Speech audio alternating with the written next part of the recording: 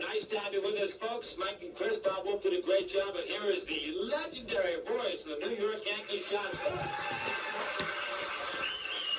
Thank you, and thank you. Hello, John. You know, driving down today, I've listened to the show, I thought of, and we have to talk about this, the last time I did your program, and the last time was before Game 5 of the World Series, and you were out in left field, right? And I was there before the game, and what we talked about was how, what is it about the Yankees, where a guy like Kino Martinez would hit a 2-out, 2-run home run to tie the game. The Yankees would win in extra innings, and so they're tied at 2 games apiece instead of being down 3 games to 1.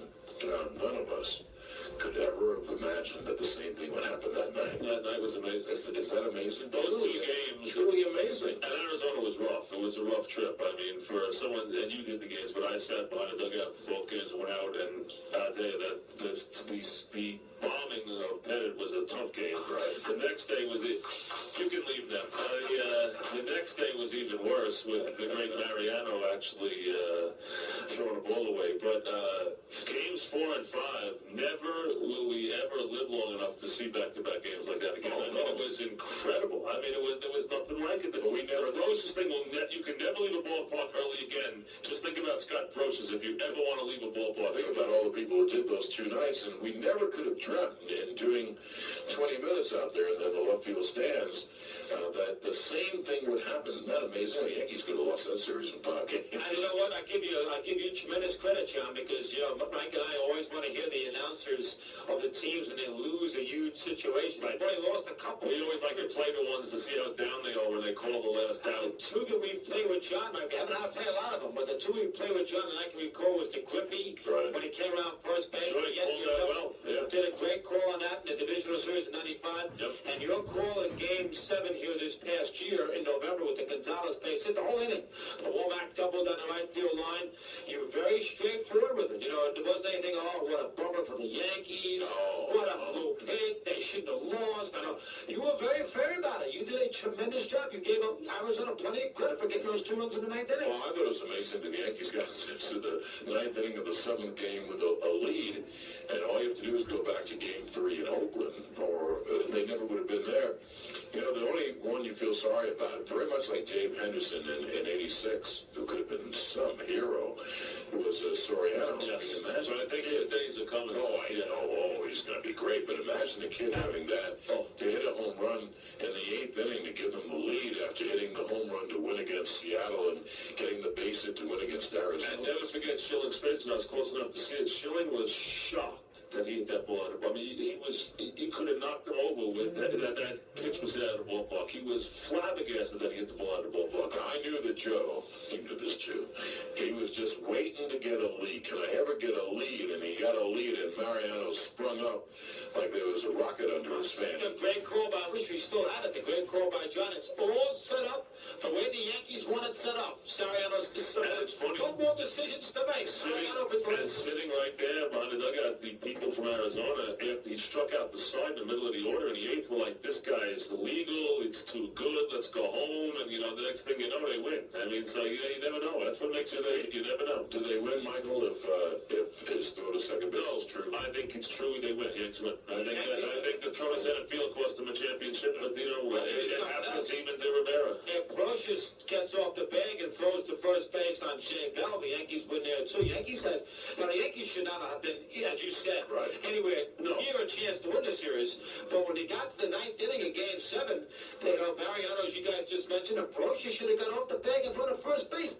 Mike had never seen that until he came back and saw it. Right. It was a double play, John, if he got the ball up through the first base. And Joe Torre, did you see Joe Torre the other day in the newspaper was honest enough to say, that's probably my fault. I went out there and said, I don't care if there's a guy on base. I have confidence in Mariano. Don't do something stupid. And so he kind of told them, don't throw the ball around. Just get it out. And then we'll see what moves. With Mariano, you think he's going to get a couple more. Credit goes to third base. Yeah. He just makes the throwing. And Mariano's fearless. I mean, there's no question about it. And, the way he had just blown them away, including Batista, who had been killing the Yankees, and he blew them away in a 4-5-6, struck out the side in the 8th. You thought, hey, lights out, you're ready to go home. I mean, it didn't happen that way, though, so get ready for a new year. Tremendous, John. I mean, we always talk about a new partner, John, as a matter of fact. Let's go with the headline. Let's go there, because we know you and Kay had a tremendous combination together. Mike and I were shocked that Kay decided to leave after we found out some of the details that the Yes Network is going to make Michael Kay the #1 guy in their TV thing. You certainly can't blame him for taking that opportunity, but there is a tremendous kinship that the two of you have now. Yeah, when you get a team going, we to say this, but we did somehow make it 14 years together. That with blood on the walls sometimes, but we did somehow survive, and not always peacefully, but we did somehow survive 14 years. So maybe that gives us the right to say it. But when you get a good team together, that's widely recognized, as Mike and Amanda has been, so you two. I mean, you two had built a great, and I know it's got to be hard for you to not just it's not a good broadcaster he is, but that you had a little something special going with you and Kay. Very much so. I've told the story to a lot of people. The Yankees are taking a great gamble. Yes, it's taking a gamble. The Yankees are, because they're really one. They're wedded.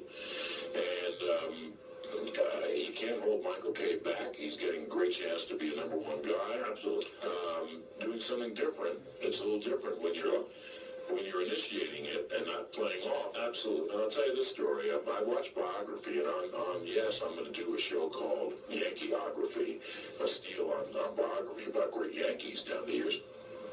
And I was watching the biography of Robert Redford, and he had a battle to get the part in Butch Cassidy, and Newman helped him, and so did maybe a director on the movie. And Newman said, you can't cast chemistry, and you can't write it, and you can't direct it either.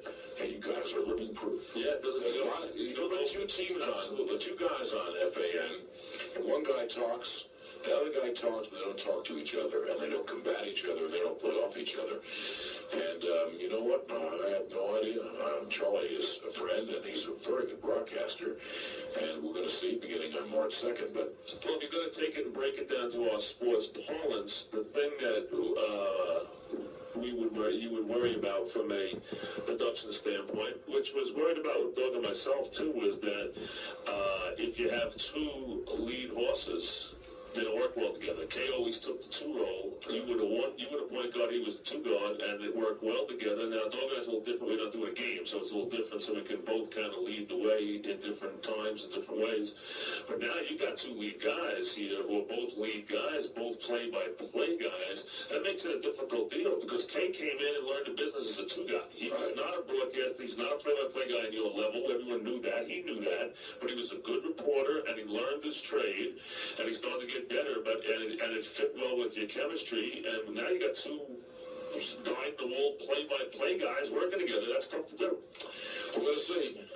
You have to, as you know, you have to listen to each other, and you have to respect each other, and I think we do. And Charlie is very valuable, got a lot of opinions, and I work, not all guys work this way, but I work with open mics. And if you want to contribute, you just jump in. You have to stop at the pitch. And you can't, I hear you guys assault people, and it bothers me real much when you hear guys who talk when the play-by-play is jump the play. Well, you hear the guy's great call because that's a call he waits his whole life for. You get the analyst jump his call all the time, and you hear it all the time. And it's not a reason why it's because the athletes doing the analyst. Right. The analysts, they don't think about it from a play-by-play. They're looking from a broadcasting standpoint. But anyway, the mics are open, and Charlie knows he can contribute as much as he wants, and then when he's doing an inning, I'll contribute, and we hope it works. Do you? Again, you can't. I love Kay, and I think that both of you, as we just discussed, is a tremendous team. What about since you? Kay, how do you work well? If John Kay was getting a clubhouse, that worked. You know that we could look at each other, just a look, and we're both broadcasting the game, and we could give a look, and he would know. I would know if he wanted to come on just by looking at him, and I would know if it was important baseball stuff, and he would know if I was starting to do some nonsense, between the pitches when nothing was going on, and he would know how to lead me up to a punchline and kid the punchline or whatever. So that is... It takes a while to learn that. Oh, now, do you, very much so. I don't sense it here. Are you a little disappointed in Michael? They took this opportunity, or do you understand that he had to take a chance? I don't believe in holding, assistant coaches back or coaches back moving or not at all. I'm very happy for him. But it's a little bit of a risk for him because something's not done before. I mean, it's a risk for yes. Now, the world's changed. Broadcasting has changed dramatically. 10 or 20 years ago, they never would have put a guy like him in as a lead guy. I mean, never. I mean, they would never even have considered it because the guy's he's not what you can call a real top-level play-by-play guy. That's what his deal is, But it's changed. The business has changed. People do things differently now. I mean, it's the rules, John. The rules have been, muddied. They've been muddied completely, through the years. It's just different now. But it's going to be interesting because he's got a whole different set of responsibilities now than he used to have. How long do you think it will take for you to mesh with Charlie Steiner? Talking half a season. I know you know him. I'm sure you have lunch with him. I'm sure you. I don't think it take more 4 or 5 years. That's what I mean.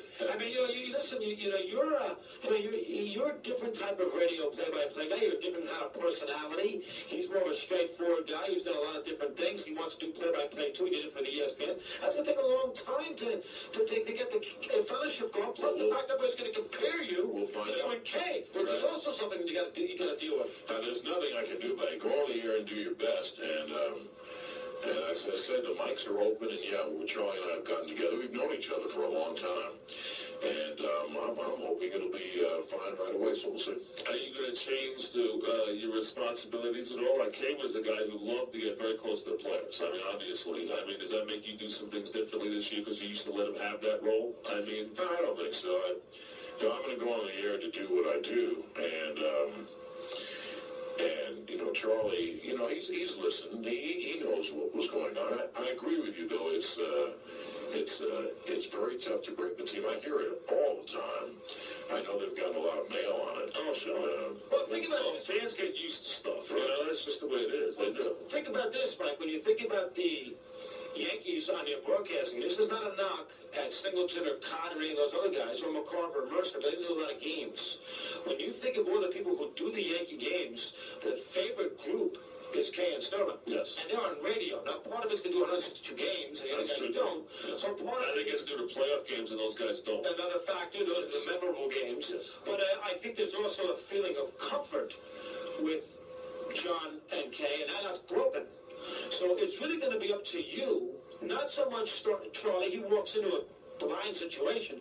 It's kind of you, I would think, as the guy who's been there, the established person, to see if you can make him comfortable to develop a new kinship with him. It's up to the established guy who's already there instead of the new guy. I would like if Mike left or I left and a new guy came in to work with one of us. It's going to be up to Mike to work to blend the new guy in or me to blend the other guy in. I would think it'd be up to you, since Mike left, to blend Charlie in. Do you agree with that? I'm going to do my best. I'm going to try. And because he's very strong and very valuable and very opinionated, and it's a big thing for him. He wants to do a local team. Right. And with radio, you do every day. You're on 4 hours a day. That's it. You're a companion. So you are, and radio's personal, number one. The audience treats it personal, which is why it's so much fun, and that's why you take a response. You're always with everybody. It's like us. They have us 25 hours a week. They have you 3-4 hours every night. Like people listen to us. I listen to you. I get in the car at night and listen to the game on the way home, and I hear the game on the way home, and so I hear you guys every day. You want to listen to the Yankees or on the weekend in the car or whatever, so people hear it. And baseball's great in the car. It's the one sport where it's funny, in other sports, personally, I've always felt you get cheated. If I'm listening to a football game on the radio, I feel like I should be watching it. If I'm listening to a basketball game on the radio, I feel like I should be watching it. When I'm listening to a baseball game on the radio, you don't feel like you're losing anything. You don't feel like you're being cheated. You can follow baseball so well on the radio. Baseball plays to the radio so well. Much better than the other sports. Because of the pace of it and everything else, you don't feel like you're getting cheated when you hear it on the radio. I agree. I agree too about all the other sports. You know, you really want to see exactly where did the jump shot come from that won, or where's the ball? Catch the ball. How to kind of pass up. I like you guys from the beginning. When were you first on? 89. Well, I came to the X in 89. But what month? September 5th, 1989. So 5 months after you started your Yankee career. So I finished in 89. It was an odd year in many ways, which I'm not going to get. And you were a big fan right from the beginning because you used to contact us, so I know that's true. You liked us right from the start. Right, and I would listen. I really listened a lot. And I'll tell you, you had the chemistry almost right away. And Kay and I did too. I don't think it took Michael and I very long at all. And we'll see. Anyway, our first game is... How many years did you guys do together? 10 years. Hang in there, John. I want to talk about your career, including as a legendary talk show host, MCA. Whoa. I do a little Yankee preview, too. I was 10 listening to John Sterling doing MCA. Marilyn and Michelle. Albert Galant. Albert Galant. 2:39, we'll take a break. John Sterling, of course, back after this.